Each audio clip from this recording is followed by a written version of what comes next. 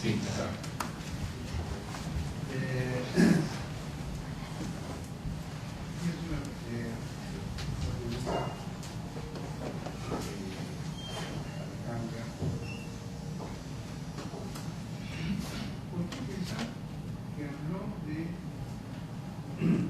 No se escucha. No, ¿por qué piensa ella? Sí. Este proyecto que se resume en el nombre que le dio a una colección de ensayos en busca de la ideología argentina, pero que después también fue el título que le dio una colección de libros, que bueno, que es la colección de libros que vos continuás, ¿no? ¿Qué quiere decir esto? No es que esté buscando ninguna prueba, sino más bien ni que me pueda señalar ninguna evidencia, sino que te despierta esto. La otra es para Paula, porque un poco lo acaba de decir Sebastián. Cuando uno dice, bueno, Foucault, uno toma, hay muchas declaraciones de Oscar, habla de la estación Foucault, pero yo digo, bueno, ¿cuáles son los libros Foucaultianos de Oscar? Hay uno que es claro. Quiero decir que uno se lo reconoce, cita la estructura del libro, que es el libro Soy Queridos. Pero no, el libro Soy Querido que editó Merico. No ya lo que va a editar Alianza acá en... Y yo creo que ese Foucaultismo, como cierto nietzscheanismo, corresponde a una cierta estación de terapia.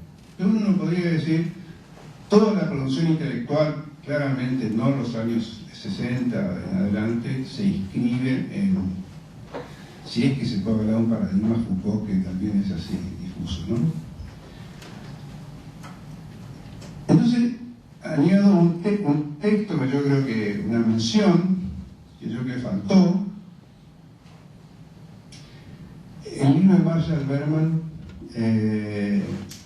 todo lo que es sólido se disuelve en el aire. Yo creo que es muy importante, incluso para su lectura de Mariátegui, ¿no? Cuando el modernismo se disocia de la modernización socioeconómica para subrayar la dimensión estético-literaria de esa, ¿no? Y acá estoy abusando de un conocimiento directo, porque fue un libro del que se habló, e incluso a la hora de preparar el programa Pensamiento Argentino y Latinoamericano, estuvo presente aún la contraposición entre modernización y modernismo que está en ese libro. Pero bueno, lo de Foucault, habría que redimensionarlo para no atribuirle una duración que no tiene en la, me parece a mí, texto de terapia. Último comentario. ¿Cuánto le debe Oscar a Tulio Perindoli? Como todos.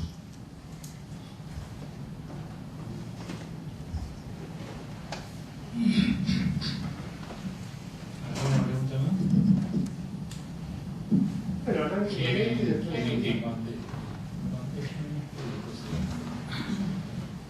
¿Quieren responder mientras? Claro, arranquemos esto y después... Bueno, no, quería decir una cosa simplemente antes de contestar lo que preguntaste. No, con respecto a lo de Marshall Berman, me parece que es fundamental, porque precisamente es una lectura que es lo que, por ejemplo, es lo que va a discutir, ¿no? En ese debate de Perry Anderson, que tenemos, digo, mucho más, no me quise hacer este gesto, pero quiero decir, más rígido, digamos, ¿no? Más ortodoxo. Lo que le discute es que precisamente su planteo del modernismo no es un planteo revolucionario, ¿no? Pese a estar en la estela marxista, sino le dice desarrollista, ¿no? O sea, el tipo de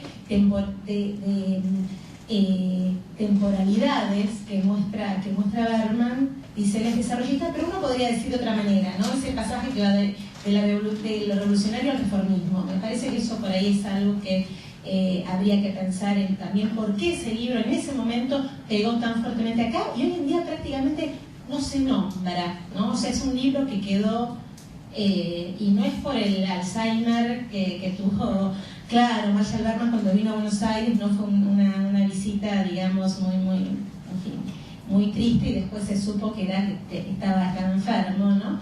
Pero quiero decir, no es que cayó en desgracia simplemente su lectura de la relación entre modernidad, modernismo y modernización por eso, sino porque algo que me parece que tiene que ver con que ese debate entre revolución y reformismo que fue tan fuerte, ¿no? En la segunda mitad de los 80 y comienzos de los 90, me parece que no está más, y que en parte explicaría tanto el impacto del libro como el hecho de que hoy prácticamente no se cite. Nada, quería decir eso. En relación con lo otro, en busca de la ideología argentina, y la verdad que no tengo una respuesta para nada. Sí me parece que el énfasis está en la búsqueda, ¿no? El énfasis está en la búsqueda más que en la ideología. Y eso a mí es lo que me parece más... Algo decía Paula en relación con el cambio de positivismo a cultura científica, por ejemplo. O sea, esos tipos que bueno, como los intelectuales que merecen ese nombre, que pueden pensar y cambiar y hacer esos giros tan importantes. Lo que pasa, me parece que hay dos caminos. Yo por lo menos veo dos caminos, ¿no? Un camino por el lado justamente del socialismo, y ahí la cultura científica empieza en Canet, ¿no es cierto?, el liberal, y termina en ese segundo ingenieros, ¿no?, que es, digamos, el cientificismo que se encuentra con esa suerte, digamos, de socialismo, y la otra que sería la exploración por el lado del liberalismo, ¿no es cierto? ¿No? Estaban ganas de cantar.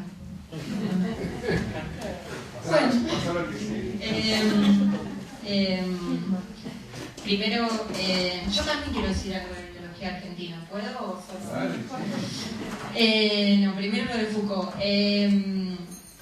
Digamos, sí, no fui lo suficientemente clara seguramente, circunscribía a Primera Estación. Es una de las pocas cosas que Oscar cita, digamos, con referencias bibliográficas y todo al pie. De todas formas, o sea, que alguien cite a Foucault no quiere decir que sea un Foucaultiano. Creo que ahí está el matiz, digamos. Creo que si Foucault puede hacer sentido con Gramsci, o sea, hay algo que no ocultó Foucault. Y entonces creo que nada, que todas las ideas estas vinculadas al disciplinamiento y a la coerción en esta Primera Estación que yo marqué solo y exclusivamente para América Latina, Nación y el primer Ingenieros, funciona para ahí como una referencia, digamos. No creo que sea una lectura Foucaultiana de todo el positivismo latinoamericano, me va a haber expresado mal.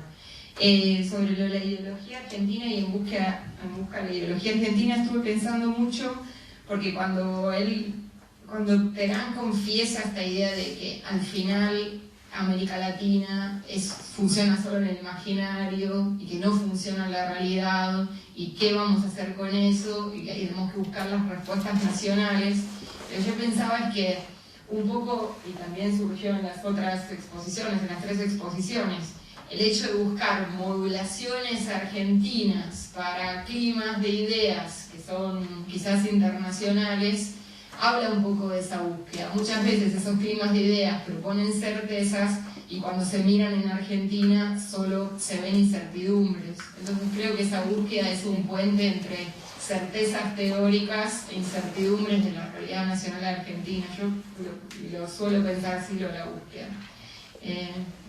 Sí, y lo de todos los olivos se desvanecen.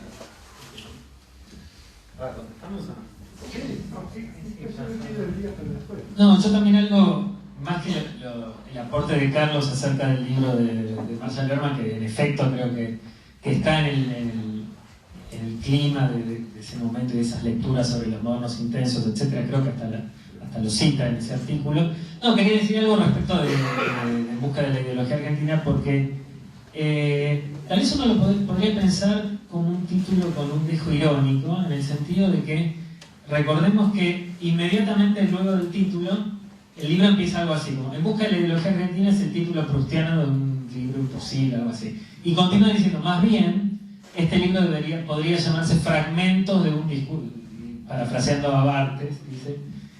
Entonces, más bien me parece que es un título irónico, crítico, acerca de un modo de hacer historia de las ideas, o de concebir la historia de las ideas, precisamente a partir de largas continuidades, ¿no?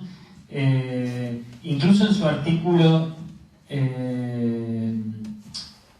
El primer antiimperialismo latinoamericano también está muy presente esto, ¿no? Digamos, una reconstrucción de una serie que busca producir un efecto crítico sobre una tradición del antiimperialismo que es pensado, él dice algo así como, en sus luminosas continuidades. Bueno, en este caso me parece que también el libro tiene ese título, pero después son fragmentos, ¿no? Que vienen a testimoniar que, bueno, que esa ideología con mayúsculas es imposible. Bueno, ya que estoy, aprovecho para hablar. No, quería retomar algo que dijo Martín porque me parece algo sugestivo que no aparece en las ponencias. Bueno, yo creo que es cierto, estoy de acuerdo con esto de que En busca de la ideología argentina tiene algo de irónico, ¿no? en su formulación. Porque a mí me parece que, bueno, más allá de las distintas influencias que tuvo Gramsci, Foucault, etc., del instrumental teórico al que él apeló, y su intento de dar cuenta más con su pasado político, él tenía también un objetivo más específico dentro de la historia de ideas, de la historia intelectual.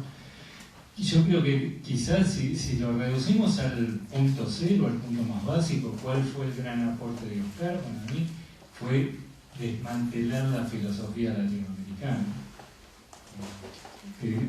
Si digamos, algo hay que rescatar del gran cambio que introdujo en la historia intelectual, tiene que ver con esto, de conmover esas visiones más esencialistas, teleológicas, más propias de la filosofía latinoamericana, ¿no? Me parece que eso merece un capítulo especial y que está muy ligado a este concepto, en cierta forma irónico, de En busca de la ideología argentina. Bueno. Sí. No, yo quería decir algo que me pareció que está muy presente en las ponencias, que por cierto me parece que hicieron un trabajo estupendo, que es que se hace necesario recalcar en qué medida Oscar es un historiador muy particular,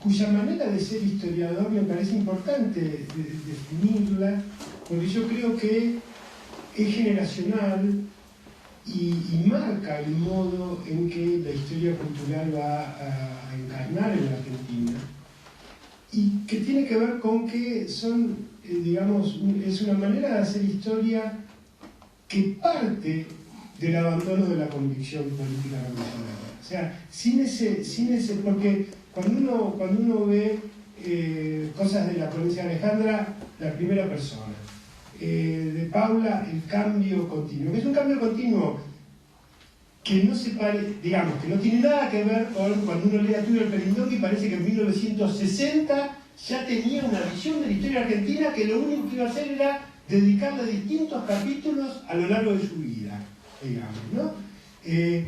Pero tampoco es un cambio a la Foucault, que cada libro es el abandono de una etapa y la apertura de una nueva. Es un cambio conversado a través de la primera persona como una especie de autorreflexividad permanente, que yo creo que está marcada por un origen no historiador, digamos, no historiográfico, y que es el origen de ruptura con una convicción política, ¿no? Entonces, me parece que localizar la historia como un espacio de producción intelectual, podríamos usar una palabra un poco extrema, no quisiera que se tomen alguno de los significados de esta palabra, pero creo que en algún punto lo es, una suerte de refugio de producción intelectual, en el cual poner a prueba toda una serie de instrumentos que provienen de la experiencia política, como la crítica ideológica, como la combinación entre teoría crítica y reflexión histórica, etc. Pero al mismo tiempo, al abrigo, digamos, de lo que era una visión teleológica que efectivamente pone en crisis, como dice Elías, etc.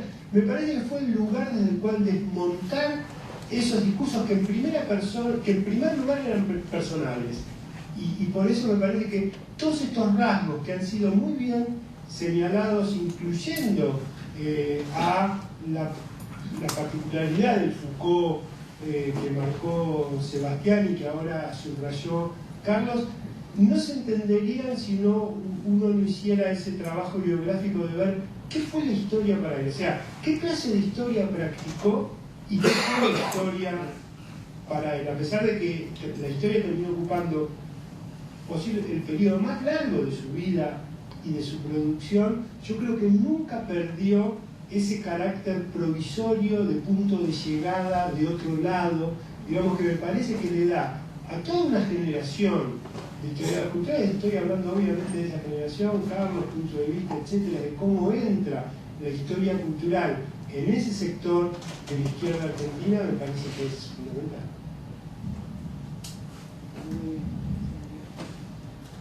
¿Puedo añadir algo? Sí. Como testigo participante, como fuente, Como líder. No necesito aclararlo, acá Adrián lo subrayó enfáticamente.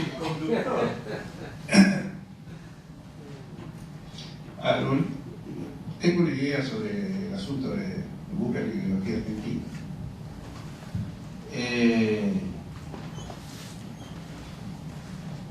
Cuando salió el libro, Busca la ideología, yo tiré una nota.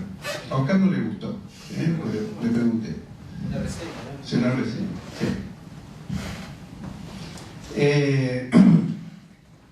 Pero voy a volver eso de lo que dije ahí, que yo creo que... Porque en lo que han destacado recién, ironía, la frase que propio, la referencia a Proust, hay una cosa que en esta sala donde hay tantos marxistas está la ideología, el sintagma, ideología argentina juega con ideología alemana y con la idea de Marx acerca del papel de el sueño ideológico que era a sus ojos la ideología alemana, porque él entendía que había descubierto la dinámica material del mundo que aclaraba las ideas, mientras que había todo un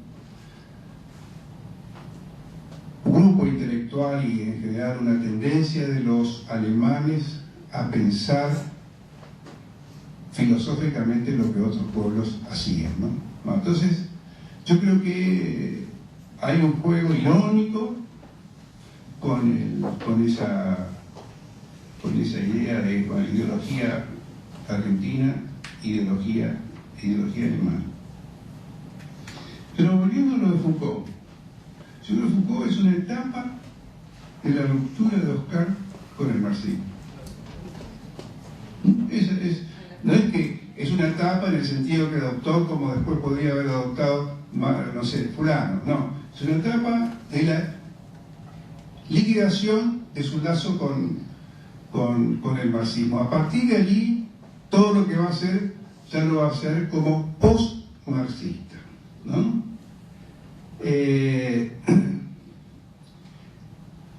Y esto del post-marxista, yo creo que es importante. Oscar fue un pensador post-moderno. Post-moderno. Y en Argentina fue uno de los primeros. Así es.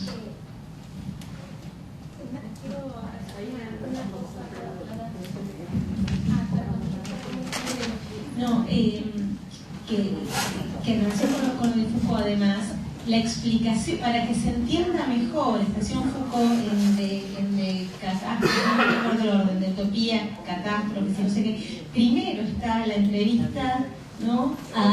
De Roy Gora y Javier Rimoli, y después está el artículo, o sea que se cambia la cronología y no sé, explicar primero lo que viene después, porque en general se sigue más o menos un orden, y ahí está alterado. Y la otra cuestión con respecto a lo de la ideología, que pienso que hay una entrevista en la que él dice, a mí me gustaría escribir hablando de esto, de cómo a veces en las novelas, en la literatura, ¿no? En la ficción, a mí me gustaría escribir una novela sobre Diego Alcorta, que es el que tiene la cátedra de ideología, digo, si uno quiere avanzar en esa relación entre las dos ideologías, ¿no es cierto?